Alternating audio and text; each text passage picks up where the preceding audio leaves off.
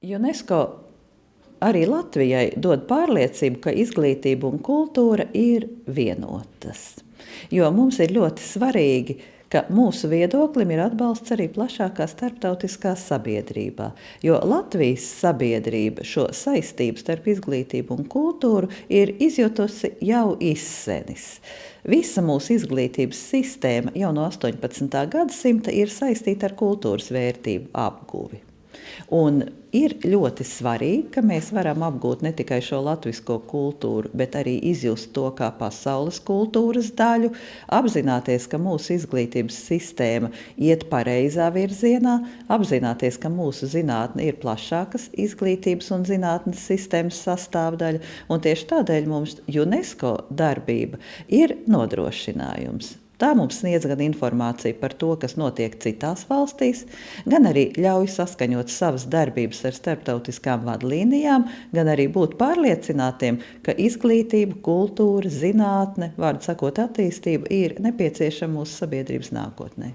UNESCO galvenais uzdevums ir bijis līdz šim, un arī, es domāju, turpmāk būs, ir radīt noteikti normatīvo bāzi izglītības jautājumos pasaulē, un to viņi ir darījuši, viņi turpinās darīt arī uz priekšu.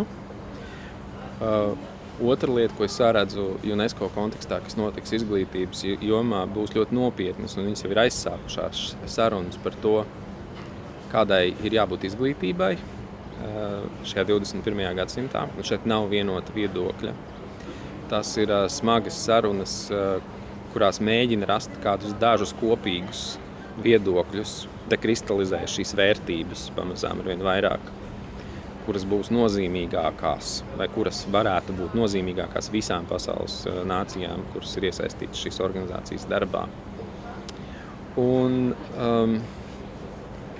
es domāju, ka tā ir iespēja arī Latvijas cilvēkiem un arī visu pārējo pasaules valstu cilvēkiem satikties dažādos tīklojumos, ko piedāvā UNESCO, un runāt par ļoti profesionālām lietām un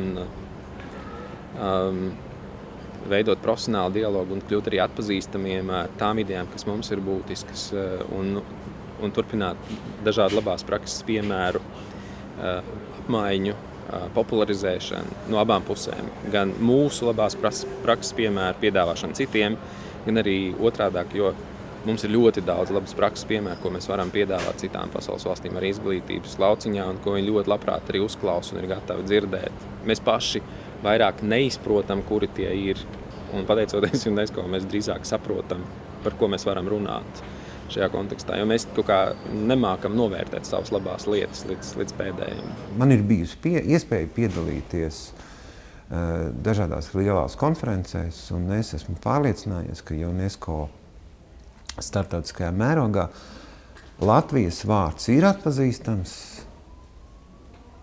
starp ļoti daudzām valstīm. Un Latvijas pārstāvjiem, tur minēt gan eksministru Tatjanu Koķi, gan mūsu komisijas vadītāju, ar šiem cilvēkiem ļoti rēķinās. Un man kā latvietim par to ir zināms prieks.